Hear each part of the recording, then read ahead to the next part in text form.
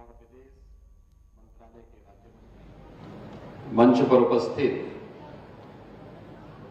केंद्रीय पर्यावरण, वन एवं जलवायु परिवर्तन और विदेश मंत्रालय के राज्य मंत्री,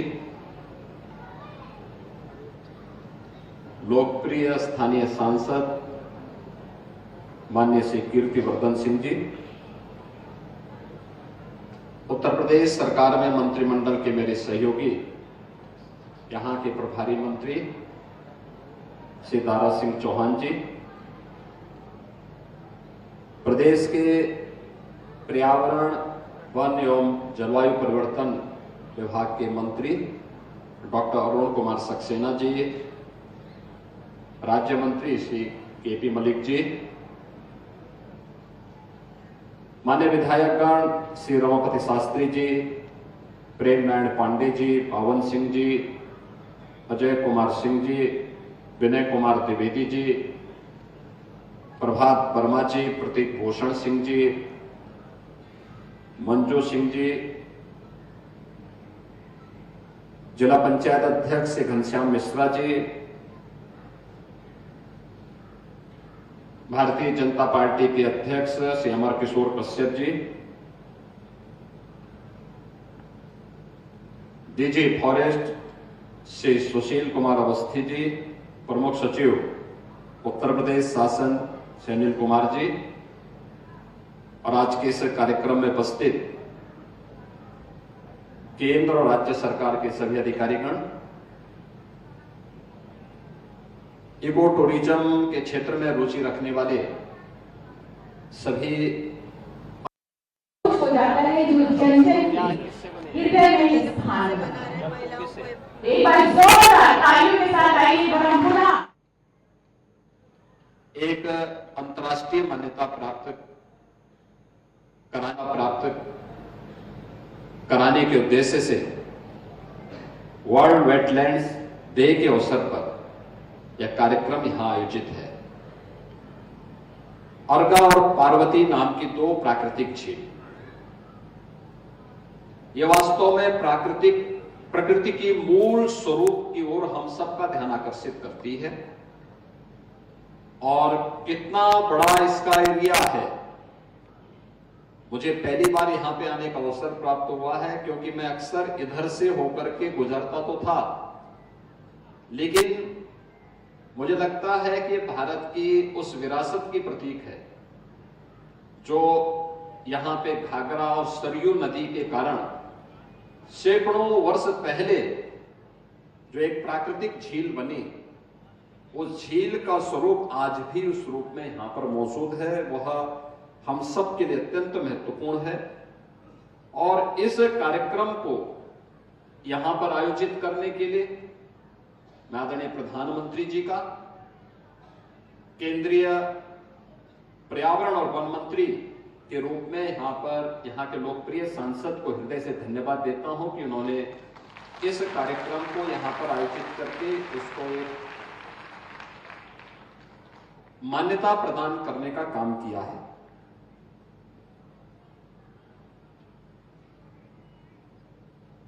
जितनी भी ये प्राकृतिक झील होती हैं, यानी वेटलैंड्स होती हैं, यह हमारे पारिस्थितिकी तंत्र का एक महत्वपूर्ण केंद्र होता है। यह भूजल संरक्षण के लिए, सिंचाई और पेयजल की उपलब्धता, बाढ़ और सूखे पर नियंत्रण,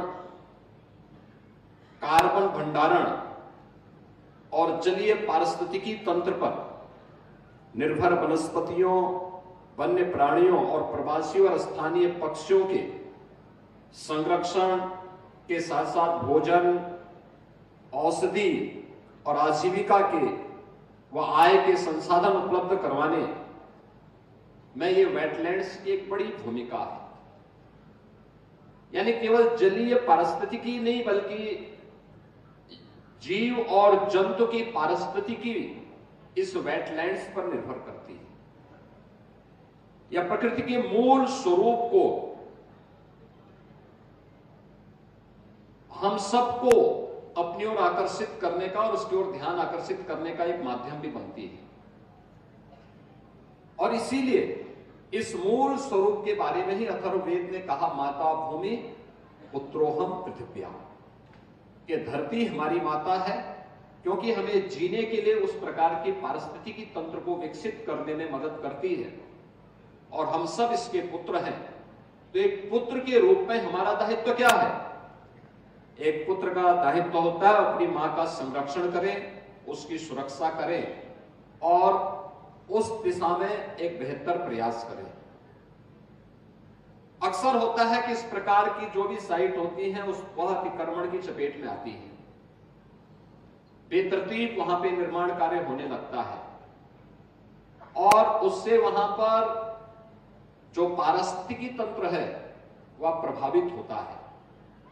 आज इसका दुष्परिणाम तमाम वेटलैंड्स भुगत रही है।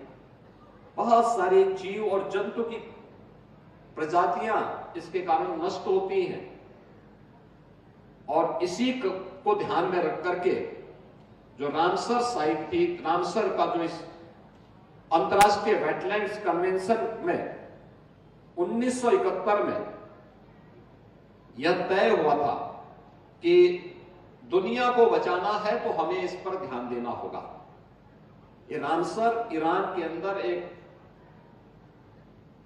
स्थल है जहां पर एक इंटरनेशनल कन्वेंशन के माध्यम से 1971 से लगातार ये कार्यक्रम आयोजित होते हैं और दुनिया का ध्यान इस ओर आकर्षित किया गया था। और हमें बताते हुए प्रसन्नता है कि आज आदरणीय प्रधानमंत्री जी की प्रेरणा से, यानी देश की आजादी के बाद 65 वर्षों में मात्र 23 रामसर साइट तैयार हुई थी, यानी वेटलैंड साइट को चिन्हित किया गया था जिन्हें मान्यता मिली थी। और पिछले 10 वर्ष में देश के अंदर 63 नई साइट को इसके लिए चिन्हित किया गया। यानी हमें अपने पारिस्थितिकी तंत्र को बचाने के लिए, भारत को समग्र विकास की दिशा में अग्रसर करने के लिए आज प्रधानमंत्री मोदी जी कितने आग्रही हैं, वह इसी से आप अंदाजा लगा सकते हैं। इस 65 वर्षों में हम लोगों ने लक्ष्य प्राप्त किया मात्र 23 का, और पिछले 10 वर्ष में हमने उस 23 साइट को बढ़ा करके आज 89 साइट तक पहुंचाने में सफलता प्राप्त की है। अकेले उत्तर प्रदेश के अंदर आप देखेंगे बहुत सारे ऐसे साइट हैं। उसके संरक्षण की दिशा में भी प्रयास हमें निरंतर करने पड़ेंगे। उस दिशा में एक नई शुरुआत होनी चाहिए। बहुत सारी जगह हम लोगों ने चिन्हित करके भी दिए हैं और मुझे अच्छा लगा कि यह कार्यक्रम उस दिशा में एक नया प्रयास प्रारंभ, इसके माध्यम से हम प्रारंभ करने में सफल होंगे। अगर यह वेटलैंड्स की दृष्टि से, अगर हमने इसको टूरिज्म की दृष्टि से विकसित किया, मैं भी देख रहा था वहां से कि कैसे कितने प्रकार की चिड़िया यहां पर बैठी हुई है।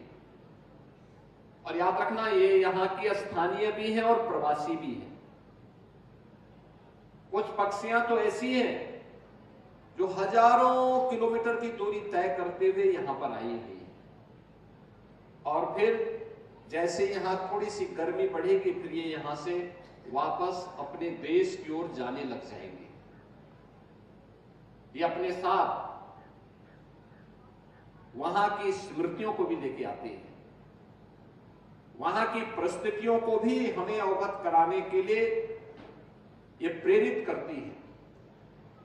और याद करिए, जो एक छोटी सी पक्षी है कितने हजार किलोमीटर की दूरी तय करते हुए अपने आप आती है, हर बार आती है। ऐसा नहीं कि कभी वह गैप हो जाए, हर बार आती है फिर अपने समय पे वापस भी चली जाती है।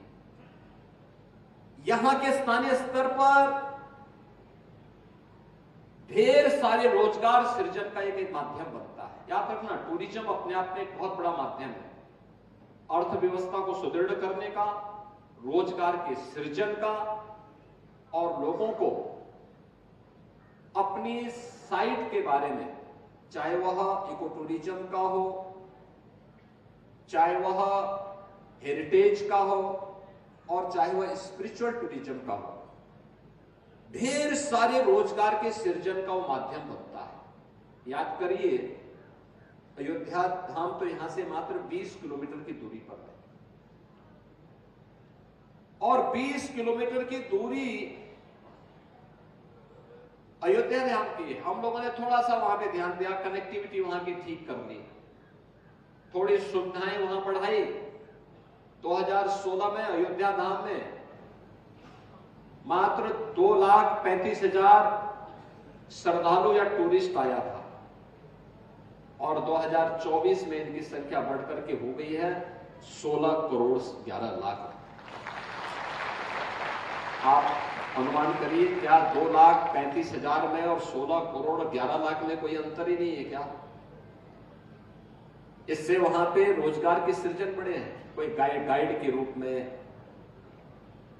कोई रेस्टोरेंट के रूप में, कोई टैक्सी के रूप में, कोई होटल चला रहा है, किसी ने वहां पर होम स्टे प्रारंभ किया है, किसी ने वहां पे टेंट सिटी प्रारंभ कर दी है, कोई फूल पत्ती और अपने व्यवसाय के साथ जुड़ गया है। अलग अलग प्रकार के कार्य, अलग अलग प्रकार के लोगों को वहां पे प्रारंभ हुए हैं। और आज हम लोगों ने देखा कि यहां पर अर्गा पार्वती की वेटलैंड्स में यहां के आसपास के गांव और गांवों को भी उसके साथ जोड़ने के लिए जो प्रयास जिला प्रशासन ने किया है, महिला स्वयंसेवी समूह को प्रोत्साहित करते हुए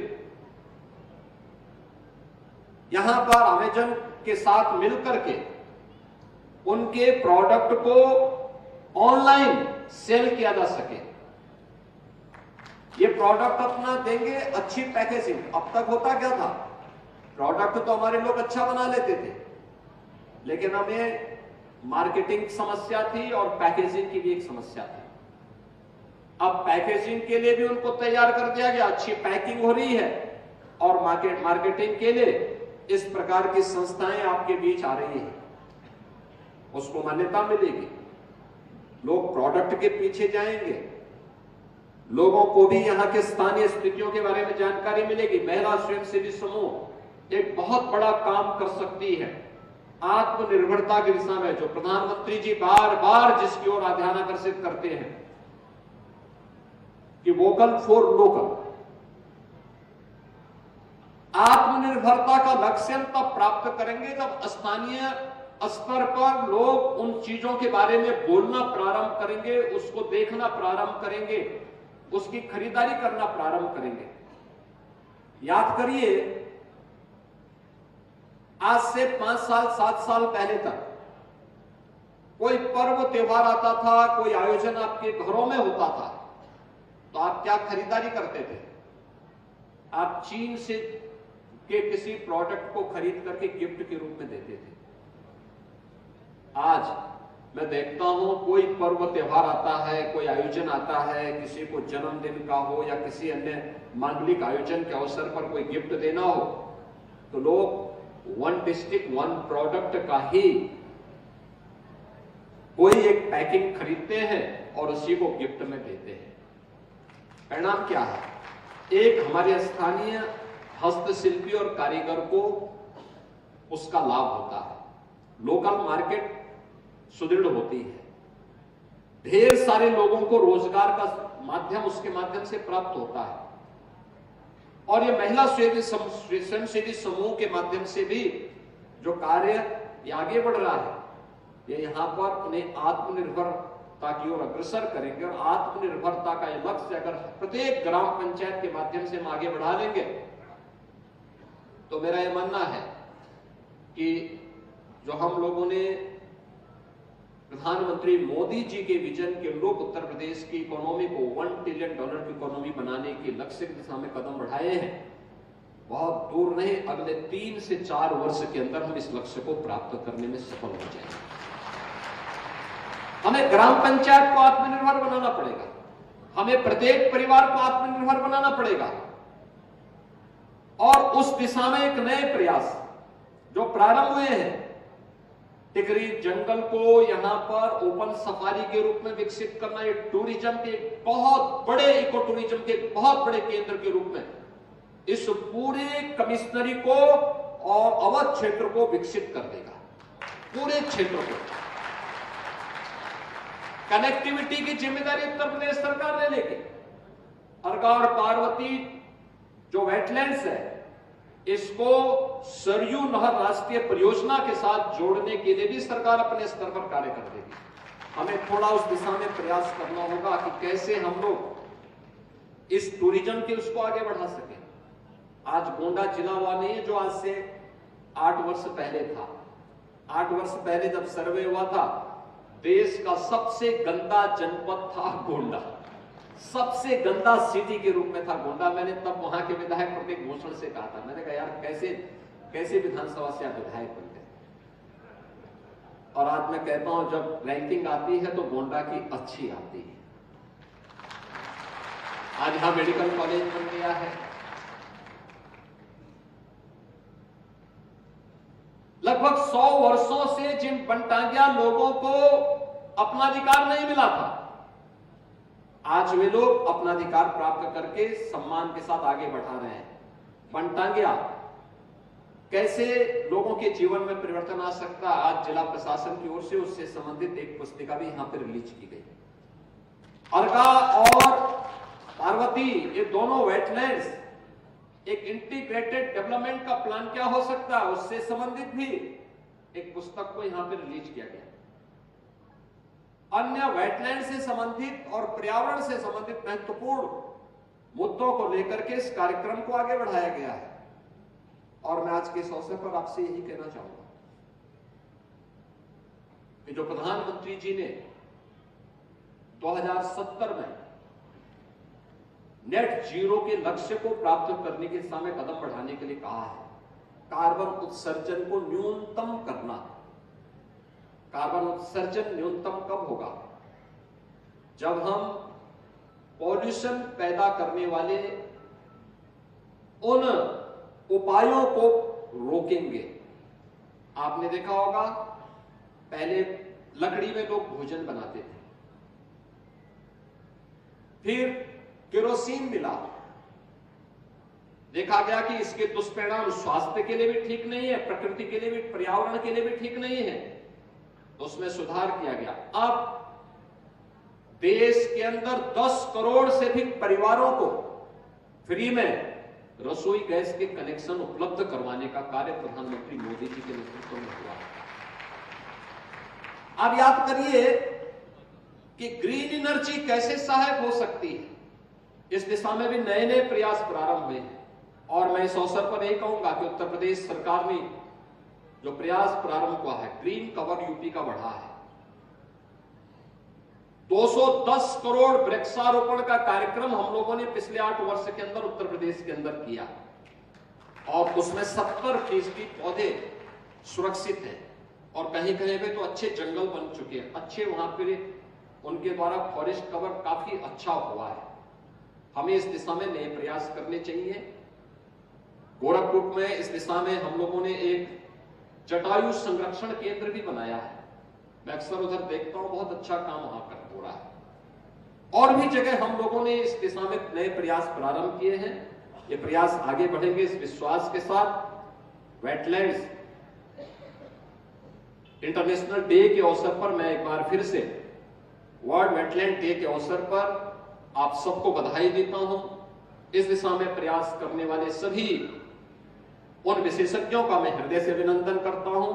आप सबके प्रति अपनी शुभकामनाएं देते हुए प्रदेश और केंद्र दोनों सरकारों के द्वारा जो प्रयास प्रारंभ किया गया है, संबंधित मंत्रालय और विभागों को हृदय से धन्यवाद देते हुए अपनी वाणी को विराम देता हूं।